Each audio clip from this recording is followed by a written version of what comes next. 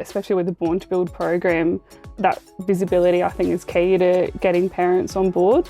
There's so many elements of the construction industry that is beyond those old school stereotypes. It's your trades, it's your engineering, it's your estimating, your coordination.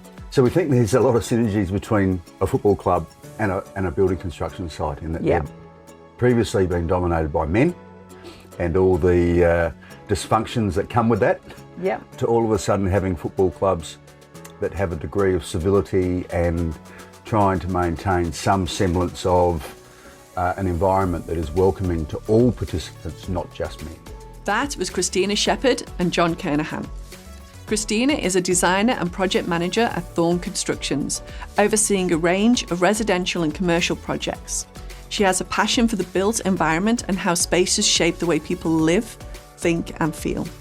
In her spare time, she is an avid football player for SMOSH West Lakes.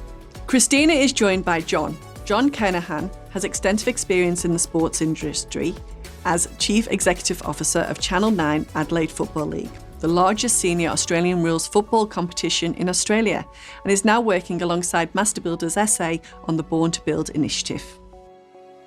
Welcome to ConstructHER, the video podcast series where we shine a spotlight on the remarkable women in the building and construction industry.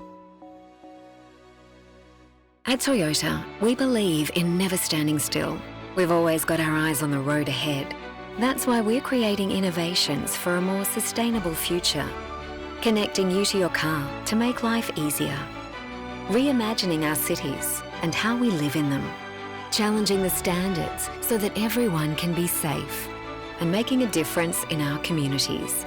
Because it's in our nature to never stand still. Oh, what a feeling. Toyota. Hello, Kristina and John, and welcome to the ConstructHER podcast. It's great to have you both on. Can I ask you to introduce yourself? Who's going to go first? I will. I'm Kristina Shepherd. I'm a building designer and project manager at Thorne Constructions, and I also play football for SMOSH West Lakes. Fantastic. John? And I'm John Kernahan. I'm the CEO of the Adelaide Footy League. It's been some time since I played footy, so I tend to forget that, but it's a passion that we're clearly all interested in. Definitely. Now, it's ConstructHER, and we've got Adelaide Footy League on. Obviously, we've got the connection with Thorne Constructions, so some of our listeners might be going, why have you got Adelaide Footy League on a ConstructHER podcast? Do you want to explain, John? Well, it was a long-winded process until we dragged all the stakeholders together to arrive at a fairly comfortable position that it was a worthwhile initiative. But we simply proposed to both the government and, of course, Will Frogley on behalf of your organisation that we had 13,000 18 to 35-year-olds of male and female, plus a whole heap of pipeline type or potential builders and tradespeople that are coming through football clubs at junior level, whether they be male or female, that we can introduce to what is clearly been argued that you're going to have a shortage of. So if we simply presented that clubs and parents alike could identify that the building construction game was going to be a worthwhile pursuit for their child, male or female, then we could play a role in bringing that together. Yeah. So Born to Build will be sponsoring the Adelaide Footy League for the next 3 years. Yes. Kristina, you're an industry ambassador on Born to Build to demonstrate that females can be in our industry. What got you into the building construction industry? Yeah, it was definitely an industry stumbled into, not somewhere I thought I would end up, but I was overseas travelling and really just enjoyed all the different cities and the different ways those buildings and those spaces shaped how those people live their lives, and thought, wow, I could actually be a part of this, especially looking at the massive buildings they built in Dubai. There's a whole team of people that do this for a living, and it just sort of clicked that I can actually be a part of that and help create these cities and create these spaces for a better future. So I enrolled in an architecture degree and wound up now working as a building designer and a project manager, seeing sort of the best of the whole sides from start to finish. So loving it. Right. So what's been the best project you've worked on so far? Oh, there's a few that stand out. They're all different and enjoyable in their own regard. We've had a few design and construct projects creating football clubs for soccer players, and that's just been so rewarding to see how a space that was created from nothing now facilitates hundreds of young kids coming out to play a sport. They've got robust facilities, functional facilities.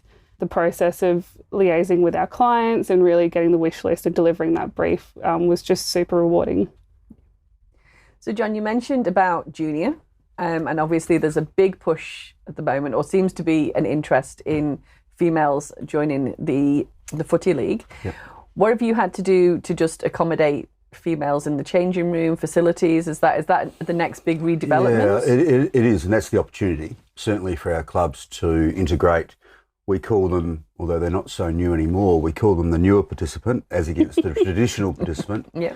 There's been a whole raft of changes there, not just the infrastructure, but the attitude in which can accommodate the newer participant into what was previously a male domain, which is probably no different than a workplace or a building site, to be fair. Yeah. So we think there's a lot of synergies between a football club and a building construction site, in that they've previously been dominated by men and all the dysfunctions that come with that, to all of a sudden having football clubs that have a degree of civility and trying to maintain some semblance of an environment that is welcoming to all participants, not just men.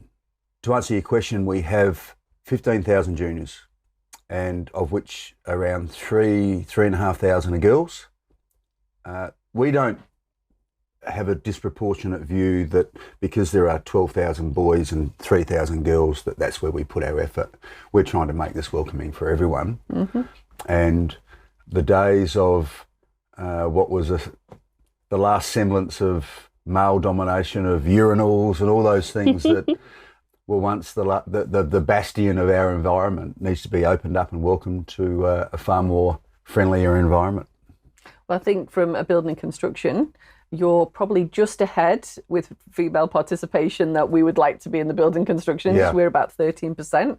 So we're happy. We take those 3,000 participations, no problem at all. Yeah. So, Kristina, you play SMOSH. So what division are you in? Div 1 reserves. Div 1. Okay, see the proudness then. Drop that in there. Just drop that in. It's a class thing. It's a class thing within the division. So how did you get into footy? Very randomly. I worked down the road from SMOSH and knew of a few girls that played, and they sort of said, I really love this sport, you should come out. And I thought, it's not for me. Like, I grew up doing ballet and played tennis. Like, that's got nothing to do with football. And just on a whim thought, do you know what? Screw it. I'll give it a go. Went out to a pre-season training and I was hooked from like the first kick. I thought, this is awesome. I can't believe I waited 22 years to play this. I cried the first time I got tackled, but character building. And it's now my 5th year of playing. So absolutely hooked ever since. Wow. Yeah. Okay. Love it. So what do you think are the traits that transfer over from sport into the building industry? Well, listen, I think, and they're very, if we're only a microcosm of the wider society, teamwork for a start, and discipline, and turning up to training, turning up to work, making sure that you're not letting down your teammate or your workmate, whatever the case. All those things sort of morph into each other. So we think what we offer at a club, albeit informally, those skill sets that we develop from a very young age can be transferred over into the building trade at the same time, and most industries, to be fair, but particularly in the work industry where it's a little more robust, and a construction industry was a little more robust in its environment, and there's a lot of things there that both the male and the female participants in our league can tap into. Yeah. I mean, Kristina, you work for Thorne Constructions, and we know they're a little bit heavy biased towards the footy with their trades, etc.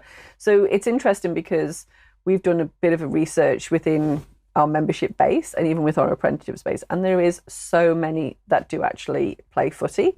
I think the physicality of it as well helps on site.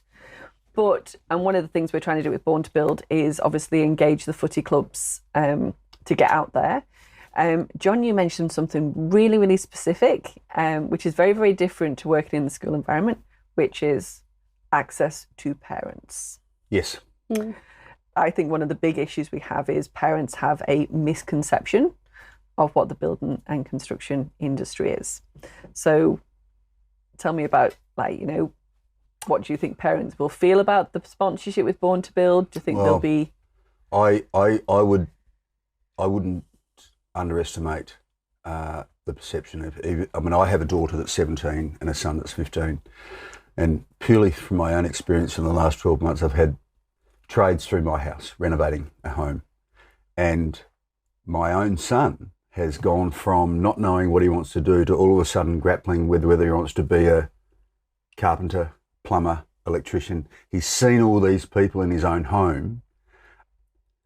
They're trades and skill sets that don't fit the stereotype that are blue collar. I mean, I've had this story relayed to me recently that one of our old coal clubs 20 years ago would suggest anecdotally that the car park might have been full of normal sedans with P plates or the like. He said, now you go up to his car park, and you're seeing vans with plumber's equipment, electrical equipment. So those stereotypes, even at the elite schools, are now pushing their way through into the building trade as well. So I think that stereotype is being broken down really quickly, at least from afar. That's what I'm seeing. Yeah, I would agree as well. There's, especially with the Born to Build program, that visibility I think is key to getting parents on board.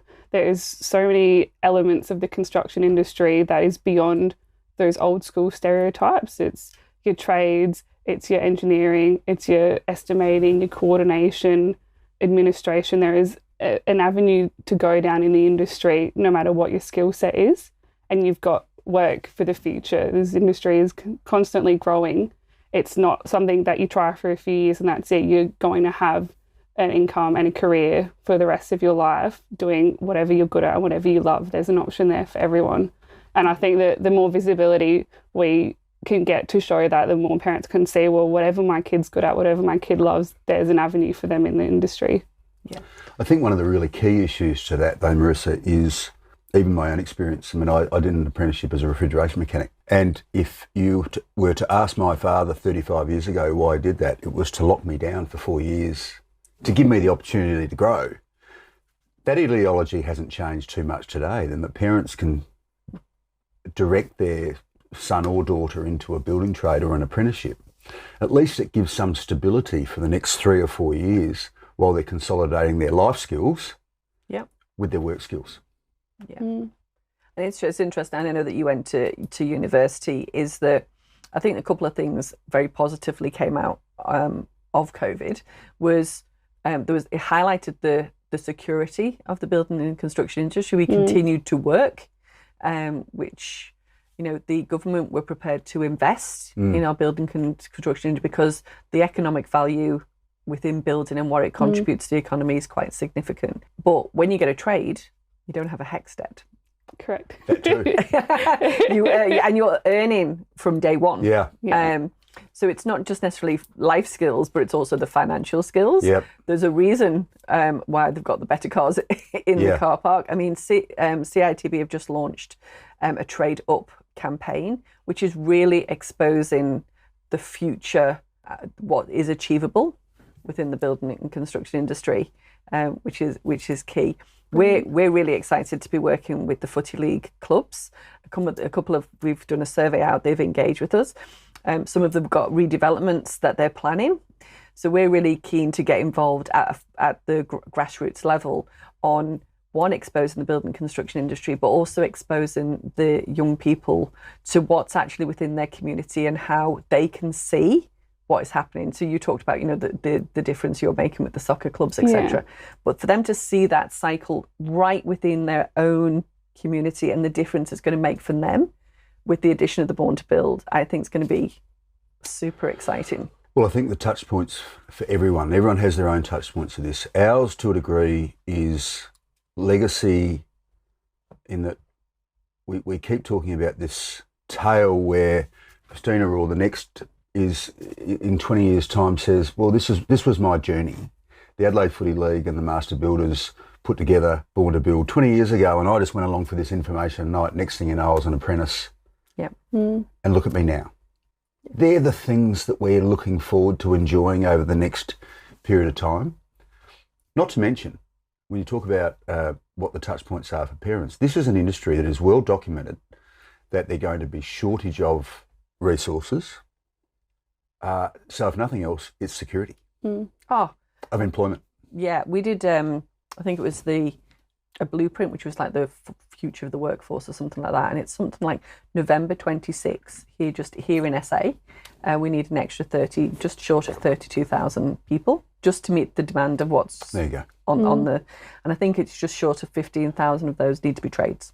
Right. Yeah. Which is why the relationship with the Adelaide Footy League, having Kristina as an ambassador. I hear that you've got a bit of a celebrity. I heard that we had a talk in one of our high schools, and then you had some young kids come up to you and go, "Oh, at your club." Yeah, there's a few girls, and that's the beauty of this industry is I'll go do the talks and be an ambassador and share how much I love what I do. And then on Monday night, go out to training and have 5 girls be like, I saw you in our booklet. We had a Born to Build talk, and they're loving it. And that's something tangible to them. Again, you can't be what you can't see. Yeah. They've had this talk, gone, oh, that sounds all right. They've recognised someone in the booklet, asked me questions, and what do you do? What's your day like? I want to go into a bricklaying apprenticeship. I want to do this. We'll say, speak to Master Builders, and their whole trajectory now is just slightly different because they've had a tangible opportunity to see what they can become. It's very rewarding. Yeah. Yeah.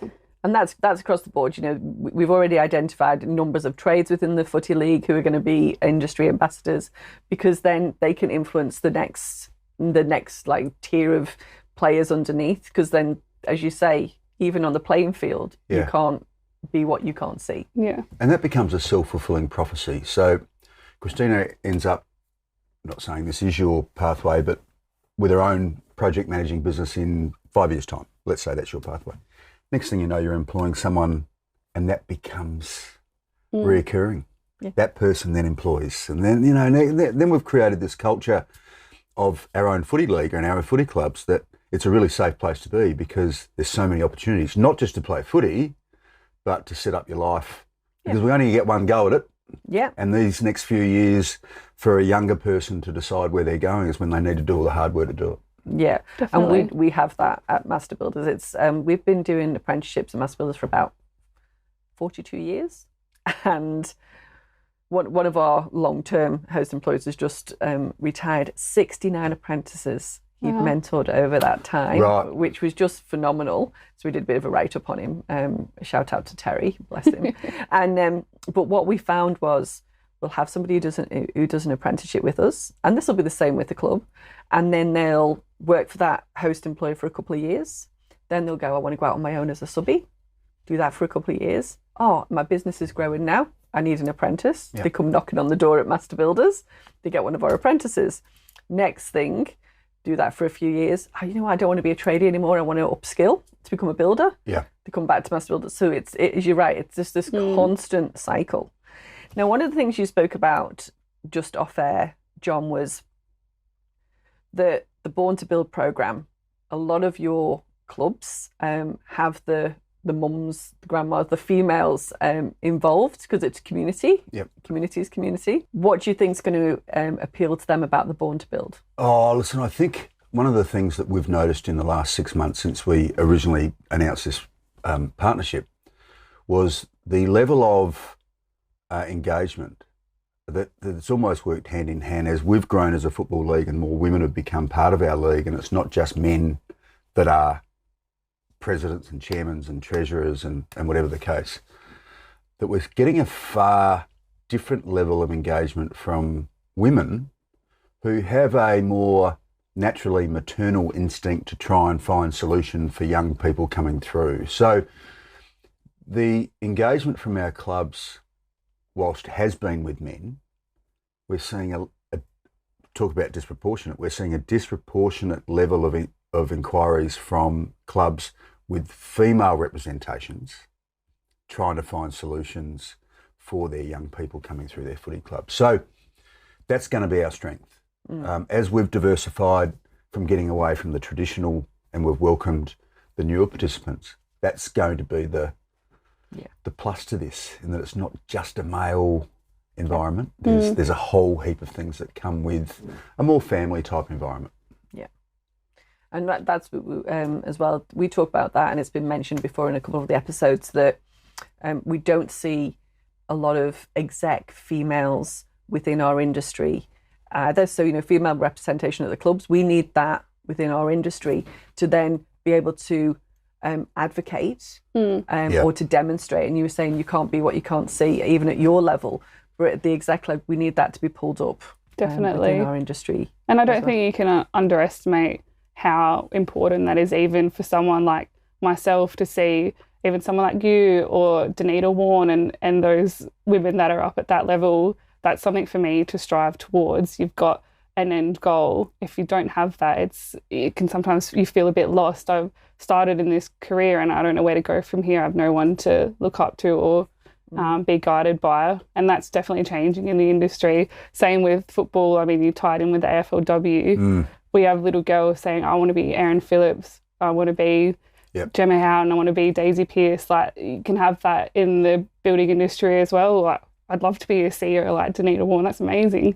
Yeah. So you have someone to look up to. It gives you more drive to go further in that industry, and we definitely need and hopefully work towards that additional representation of females in those executive roles. You just can't underestimate how important that is. Yeah. One of the things we did, Christine was one of our finalists a few years ago, actually, for our Women in Construction Award. And we did a bit of a team building, bonding exercise with that, all the finalists. And you've sort of created your own network that is supporting you now, which is great. But one of the things we've identified in High Vis is that you could have somebody who's got a 30-year career being an award entry against someone who's maybe new to the industry. And that's quite disproportionate and, not comparable really. So High Vis is introducing a few different awards, which then shows those that may be new can be connected with those that are, a bit further in their career and can mentor and work forward for that, which I think is going to be good to see. Definitely. And we can start to build that more peer-to-peer approach, networking, and mentoring. That's another thing that is just invaluable. I mean, that was 2-3 years ago, and we still catch up every few months. We're going to dinner literally next Tuesday. But that mentorship, I know for me personally, you've got women that have been in the industry for 10 plus years and have already encountered everything that I'm encountering now, and I can go to them for advice and ask the questions, and they can offer their guidance, and we just bounce off of the same things we've encountered. You do deal with things differently as a woman than with our male co-workers, so to have someone else that you can relate to share that experience, to discuss it and feel supported with, just helps a lot.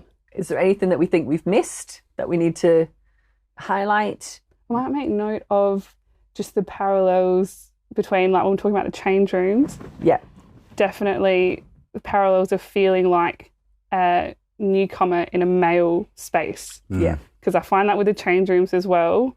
Some of the ones you play at, it's literally the 80s men's club room. Yeah, let's go back on that one. Yeah, because I wouldn't mind saying like the same with construction, like go to site, it's still sometimes one cubicle for the blokes, and then, oh crap, there's a girl on site as well. Yeah. How do we? Yeah. So those things you sort of just always made to feel a little bit like an outsider, but there's a lot of change to overcome that. But one of the things that gets asked a lot when we do our interview for like the award interviews and the processes and everything is about the female award.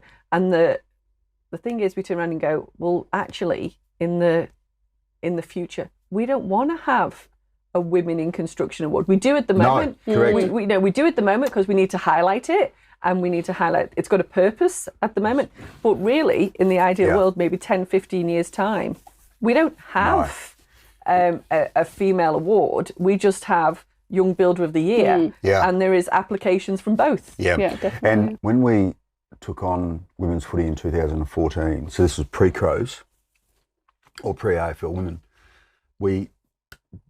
called it Adelaide Footy League Women. And then I sat there one day and I was talking to my team and we said, why do we don't call it Adelaide Footy League Men? No. So we either call it Adelaide Footy League Men and Adelaide Footy League Women, or we just go Adelaide Footy League. Yeah. So we said, rather than keep making it an issue where we have division between men and women, let's just scrap the gender description. Just make it inclusive. It's just Adelaide Footy League. Definitely. That's it. Yeah. And the only thing that's separated on, say, the website is on the fixtures it says Adelaide Footy League M1 being men Division 1 or women Division 1. Yeah. But it's not a real separation of gender. It's just the description of the competition they play in.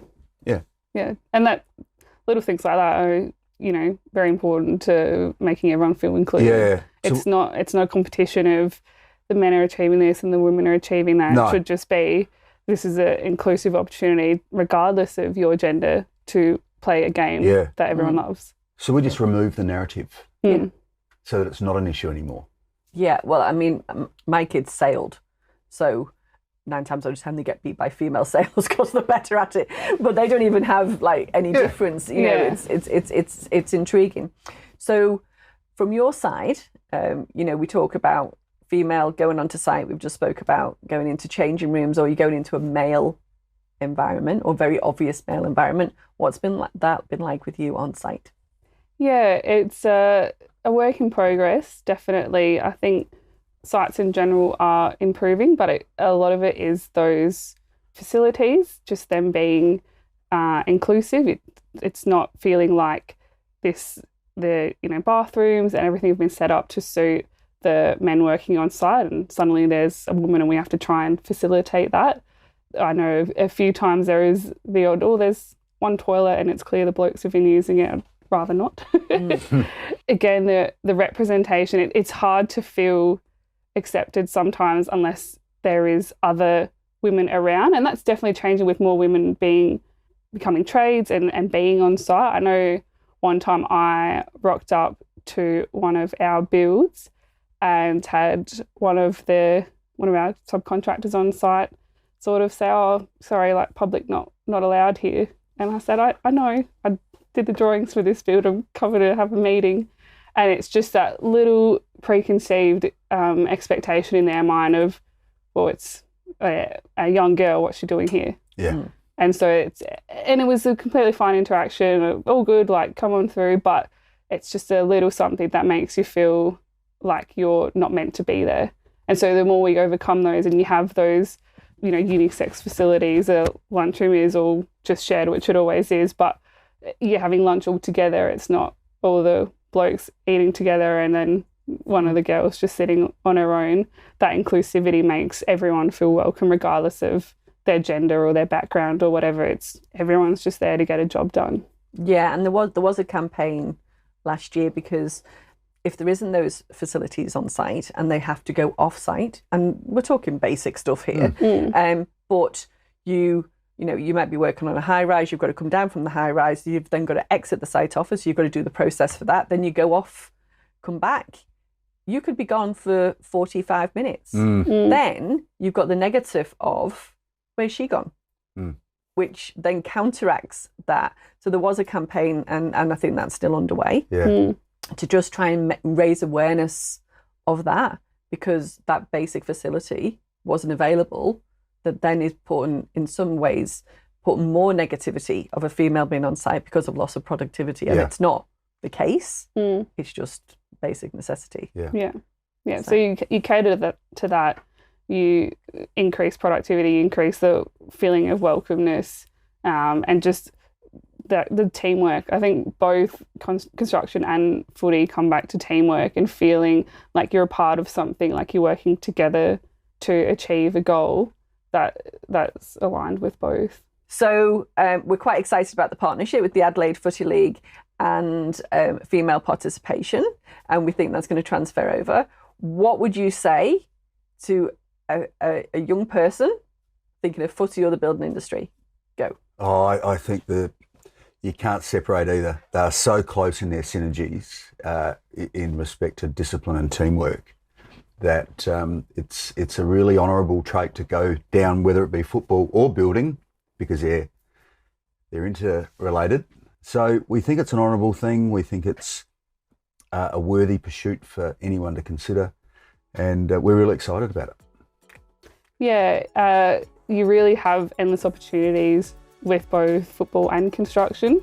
Being a woman in both, I just love it, love the challenges they bring.